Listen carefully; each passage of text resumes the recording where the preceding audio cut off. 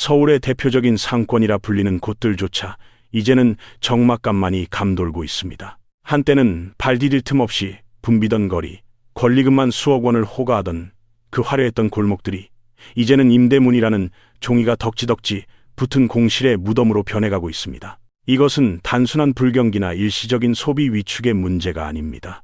대한민국 경제의 가장 약한 고리이자 실물 경제의 모세혈관인 600만 자영업자 시장이 붕괴하고 있다는 명백한 시그널입니다. 우리는 흔히 자영업자를 사장님이라 부르지만 현재 대한민국에서 자영업은 자본주의의 가장 잔혹한 전장이 되었습니다. OECD 국가 중 자영업자 비중이 유난히 높은 한국의 기형적인 경제 구조는 지난 수십 년간 고용시장의 충격을 흡수하는 완충지대 역할을 해왔습니다. 1997년 IMF 외환 위기 당시에 직장에서 밀려난 수많은 가장들이 퇴직금을 털어 치킨집을 차리고 카페를 열며 경제의 하부를 지탱했습니다. 하지만 2024년 현재 그 완충지대는 이제 거대한 부채의 시한폭탄으로 돌변했습니다. 고금리, 고물가, 고환율이라는 이른바 삼고 현상은 자영업자들의 생존을 위한 최소한의 마진조차 허락하지 않고 있습니다. 재료비는 폭등했고 인건비는 감당할 수 없는 수준에 도달했으며 무엇보다 이들을 옥죄는 것은 매달 돌아오는 원리금 상환의 공포입니다. 통계청 데이터에 따르면 지난해 폐업한 자영업자 수는 역대 최대치를 기록했습니다. 더 충격적인 것은 나홀로 사장의 비중이 급격히 늘어나고 있다는 점입니다. 직원을 둘 여력이 없어 주방부터 서빙, 배달까지 혼자 감당하다가 결국 과로와 빚더미 속에서 문을 닫는 사례가 속출하고 있습니다. 지금 벌어지고 있는 이 폐업의 도미노는 단순히 개별 가게의 실패로 끝나지 않습니다. 자영업자의 붕괴는 곧 상업용 부동산 시장의 침체로 이어지고 이는 건물주와 금융권으로 리스크가 전이되는 복합 경제 위기의 서막을 알리고 있습니다. 우리는 지금 거대한 파도가 들이닥치기 직전의 고요함 속에 서 있는지도 모릅니다. 빚을 내어 빚을 갚는 돌려막기로 근근히 버티고 있는 자영업자들의 대출 잔액은 이미 1,0조 원을 넘어섰습니다. 금융당국이 만기 연장과 상환 유예 조치로 억지로 눌러놓았던 이 부실의 뇌관이 터지는 순간 한국 경제는 걷잡을 수 없는 시스템 리스크에 직면하게 될 것입니다. 오늘 다큐멘터리에서는 이 잔혹한 생존 게임의 실태를 파헤치고 무너지는 골목 상권 뒤에 숨겨진 거시경제의 작동 원리와 다가올 충격에 대해 냉정하게 분석해 보겠습니다. 이것은 남의 이야기가 아닙니다. 바로 우리 이웃, 그리고 언젠가 우리가 마주할 수도 있는 경제적 비극의 실체입니다. 위기의 징후는 통계, 수치보다 현장에서 훨씬 더 빠르고 잔혹하게 감지되고 있습니다. 서울 중구 황학동 주방거리. 이곳은 대한민국 자영업 경기의 선행지표로 불리는 곳입니다. 과거 창업을 꿈꾸며 주방 설비를 사러 온 활기찬 발길들로 붐볐던 거리는 이제 폐업한 식당에서 쏟아져 나온 중고 냉장고와 튀김기, 의자들로 발 디딜 틈 없이 막혀 있습니다. 중고업자들조차 더 이상 물건을 쌓아둘 창고가 없다며 매입을 거부하는 초유의 사태. 이것은 단순한 불황이 아니라 자영업 생태계 자체가 괴사하고 있다는 가장 강력하고 물리적인 시그널입니다. 거리의 적막함은 곧장 금융 데이터의 비명으로 이어집니다. 한국은행과 금융권의 데이터를 들여다보면 상황의 심각성은 더욱 명확해집니다. 자영업자 대출 연체율은 지난 10년 내 최고치를 갱신하며 가파르게 치솟고 있습니다. 더 우려스러운 점은 부채의 질적 악화입니다. 제1금융권의 문턱을 넘지 못한 사장님들이 저축은행, 카드론, 캐피탈, 심지어 대부업체로 밀려나는 현상이 가속화되고 있습니다. 3개 이상의 금융기관에서 돈을 빌린 다중채무자의 비중이 급증하고 있다는 것은 이제 빚으로 빚을 막는 돌려막기조차 한계에 도달했다는 뜻입니다. 팬데믹 기간 동안 정부 지원금과 저금리 대출로 연명해왔던 좀비 자영업자들의 수명이 고금리라는 거친 파도 앞에서 급격히 소진되고 있는 것입니다. 소비시장의 변화 또한 위기의 징후를 뚜렷하게 보여줍니다. 고물가와 고금리로 인해 실질 소득이 줄어든 소비자들은 지갑을 닫아버렸습니다.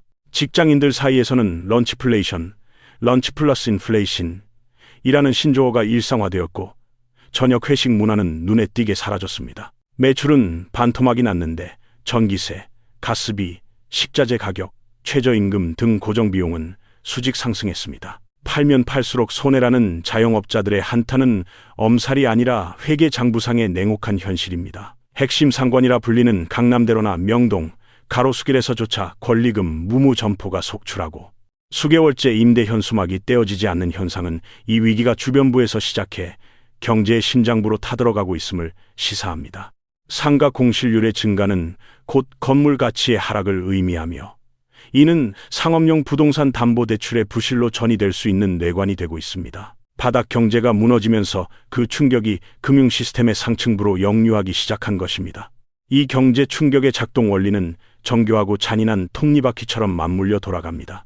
개별 자영업자의 폐업이 국가 경제 전체를 뒤흔드는 시스템 리스크로 확산되는 과정에는 금융 가속기 (Financial Accelerator) 효과가 숨어 있습니다. 경기가 하강 국면에 접어들면 자산 가치는 떨어지고 이를 담보로 돈을 빌린 차주들의 상환 능력은 급격히 악화됩니다. 은행과 금융기관은 리스크 관리를 위해 대출 문턱을 높이고 만기 연장을 거부하며 자금을 회수하기 시작합니다. 이른바 신용경세, 크레딧 크런치 발생하는 것입니다. 자금이 가장 절실한 시기에 돈줄이 말라버린 자영업자들은 흑자 도산을 하거나 울며 겨자 먹기로 고금리 사채 시장으로 내몰리게 되며 이는 다시 연체율 상승이라는 부메랑이 되어 금융권의 건전성을 타격하는 악순환의 고리, 즉 루프둘을 형성합니다. 더욱 치명적인 작동 원리는 부동산 시장과의 연계성에서 발견됩니다. 대한민국 자영업 대출의 상당 부분은 아파트나 상가 등 부동산을 담보로 하고 있습니다. 골목 상권이 무너져 상가 공실률이 높아지면 해당 건물의 수익 가치와 자산 가치는 동시에 하락합니다. 이는 담보 인정 비율, LTV의 하락을 의미하며 금융기관은 담보 가치가 떨어진 만큼의 추가 증거금이나 원금 상환을 요구하게 됩니다. 빚을 갚기 위해 급하게 자산을 매각해야 하는 투매가 시작되면 부동산 가격은 더 가파르게 폭락하고 이는 다시 금융권의 부실 채권, NPL을 급증시키는 기폭제가 됩니다. 실물 경기 침체가 자산시장 붕괴를 부르고 이것이 다시 실물 경제를 더 깊은 수렁으로 끌고 들어가는 전형적인 대차대조표 불황의 메커니즘이 작동하는 것입니다. 또한 자영업자 600만 명과 그 가족까지 포함한 약 500만 명의 인구는 대한민국 내수시장의 핵심 소비층이기도 합니다. 이들의 소득 기반 붕괴는 곧장 민간 소비의 위축으로 직결됩니다. 소득이 줄어든 자영업자가 지갑을 닫으면 다른 자영업자의 매출이 줄어들고 기업의 내수 판매가 감소하며 결국 고용시장까지 얼어붙게 만드는 소비 절벽 효과를 낳습니다. 수출 의존도가 높은 한국 경제에서 그나마 하단을 지지해주던 내수 시장마저 붕괴된다면 외부 충격을 흡수할 완충 장치는 완전히 사라지게 됩니다. 이것은 단순한 경기 순환 주기에 따른 불황이 아닙니다.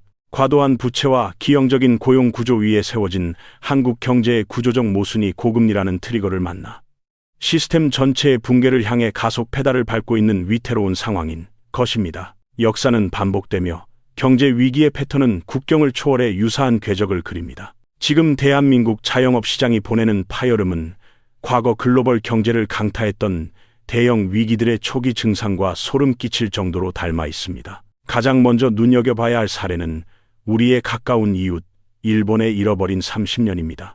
1990년대 초 버블 붕괴 이후 일본의 지방도시와 골목 상권은 이른바 셔터 거리 셔터 스트리트로 전락했습니다. 상점들이 줄줄이 문을 닫고 셔터를 내린 채 방치된 유령거리는 고령화와 저성장이 겹친 일본 경제 몰락의 상징이었습니다.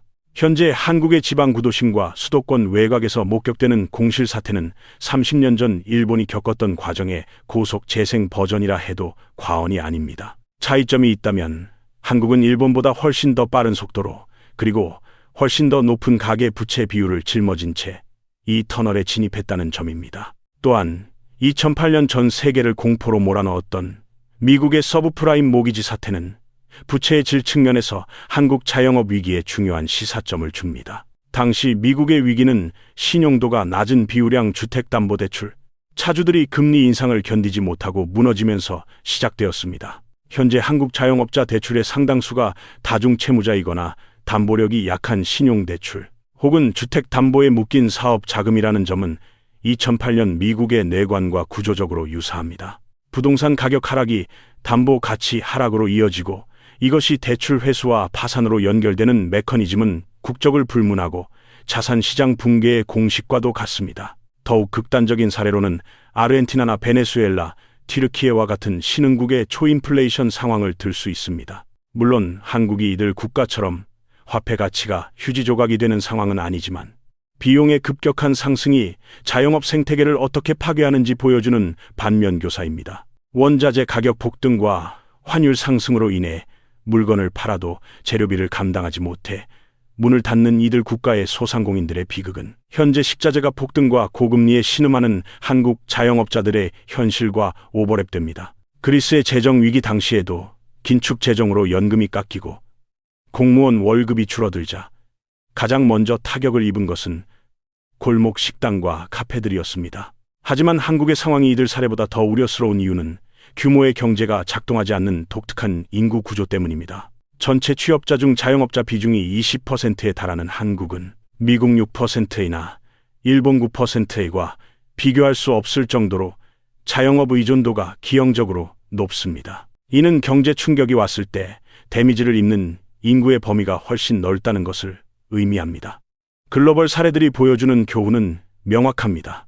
실물 경제의 모세혈관인 소상공인 계층이 무너지면 그 사회의 중산층 기반이 붕괴되고 사회적 비용이 감당 불가능한 수준으로 치솟는다는 것입니다. 한국은 지금 일본의 장기 침체, 미국의 부채 리스크, 남유럽의 구조적 취약성을 동시에 안고 있는 전례 없는 복합 위기의 시험대 위에 서 있습니다. 이제 시선을 개별 가게의 셔터문에서 여의도 금융가와 정부 과천청사로 돌려보겠습니다.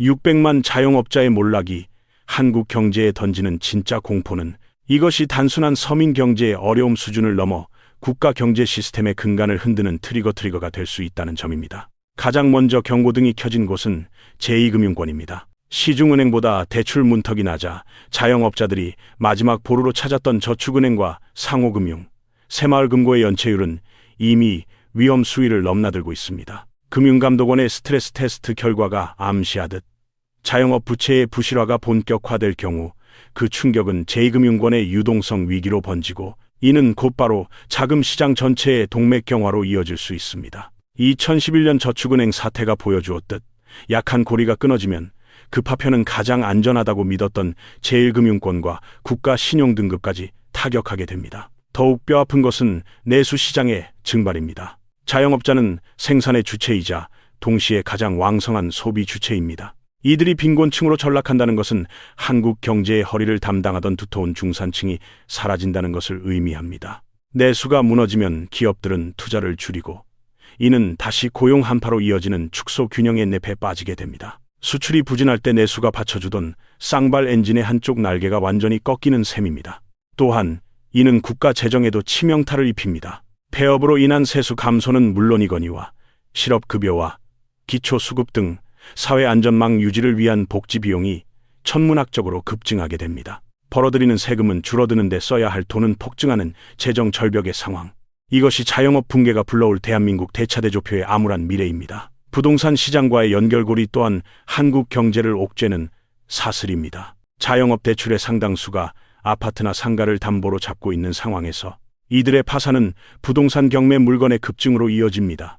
경매 시장에 쏟아지는 매물은 부동산 가격을 하락시키고 이는 가계 자산의 70%가 부동산에 쏠려 있는 대한민국 가계 전체의 자산 디플레이션을 유발합니다. 자산이 줄어든 국민들은 더욱 허리띠를 졸라매고 골목 상권은 더 깊은 침체에 빠지는 악순환. 이 거대한 소용돌이 속에서 한국 경제는 저성장이 고착화되는 L자형 침체의 긴 터널로 진입하고 있습니다. 누군가의 폐업은 이제 남의 일이 아닌 나의 자산 가치 하락과 세금 인상으로 돌아오는 실질적인 위협이 되었습니다. 이 절체절명의 위기 앞에서 정부와 한국은행의 고뇌는 깊어지고 있습니다. 하지만 냉정하게 말해 정책 당국이 쥐고 있는 카드는 진퇴, 양난, 딜레 그 자체입니다. 한국은행 총재가 지금은 물가 안정이 최우선이라며 매파적 발언을 쏟아내면서도 쉽사리 금리를 올리지도 그렇다고 섣불리 내리지도 못하는 배경에는 자영업 부채라는 거대한 뇌관이 자리 잡고 있습니다. 금리를 낮춰 이자 부담을 덜어주자니 환율 방어가 불가능하고 가계부채가 폭발할 위험이 있으며 물가를 잡기 위해 금리를 높이자니 한계 상황에 몰린 자영업자와 부동산 PF가 줄도산할 위기에 처해 있습니다. 그야말로 죽느냐 사느냐의 외통수에 걸린 형국입니다. 정부는 새 출발 기금을 통해 채무 조정과 탕감을 지원하고 만기 연장과 상환 유예라는 산소 호흡기를 통해 시간을 벌고 있습니다. 하지만 이는 근본적인 치료책이 아닌 진통제 처방에 불과하다는 비판이 거셉니다. 부실 차주를 세금으로 구제해준다는 도덕적 헤이모랄 헤이저드. 논란은 성실 상환자들의 박탈감을 자극하며 사회적 갈등의 불씨가 되고 있습니다.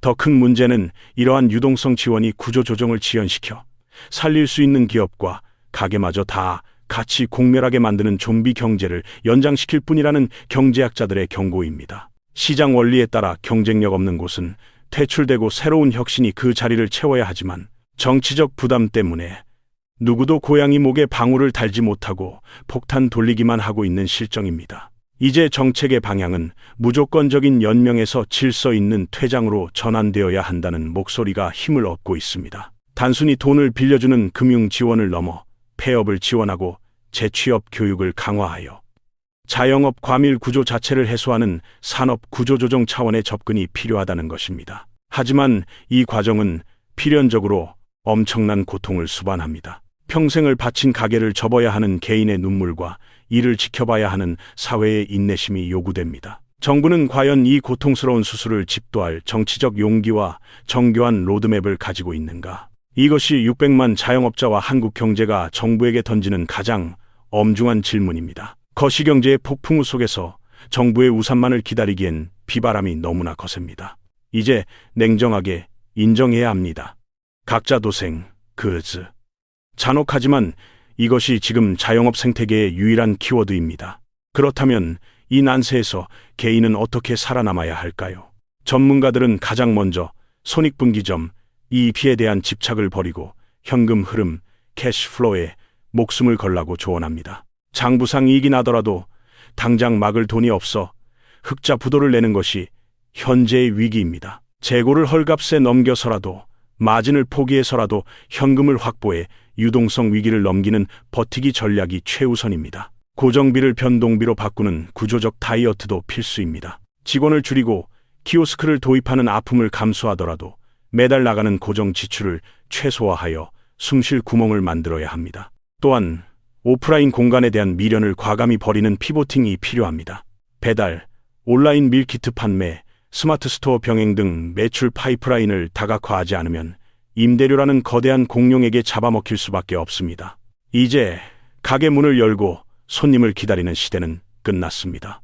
고객이 있는 곳으로 내 상품을 보내는 디지털 전환은 선택이 아닌 생존의 필수 조건입니다. 하지만 무엇보다 중요한 전략은 역설적이게도 잘 망하는 법을 아는 것입니다. 더 이상 회생 가능성이 없다고 판단될 때 빚을 더 내서 버티는 것은 희망 고문이 아니라 자살 행위입니다. 폐업 지원금을 활용하고 권리금을 포기하더라도 보증금을 지켜 빠르게 탈출하는 손절매 스톱러스의 용기가 필요합니다. 실패는 부끄러운 것이 아니라 훗날 재기를 위한 전략적 후퇴임을 받아들여야 합니다. 소비자로서 그리고 직장인으로서의 개인들도 안전지대에 있는 것은 아닙니다.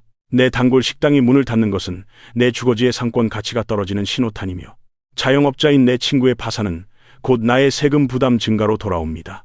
자산 시장의 변동성에 대비해 레버리지 부채를 축소하고 현금 비중을 늘리는 보수적인 자산 관리가 요구됩니다. 지금은 공격적인 투자로 수익을 낼 때가 아니라 다가올 경기 침체의 파고에서 내 자산을 지키는 방어적 태세가 필요한 시점입니다. 경제의 겨울은 길고 혹독할 것입니다.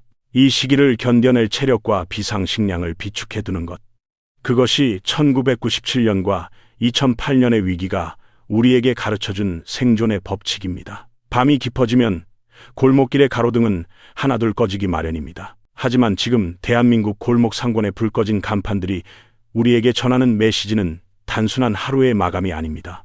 그것은 고성장 시대의 끝자락에서 빚으로 쌓아 올린 모래성이 무너져 내리는 구조적 붕괴의 굉음입니다.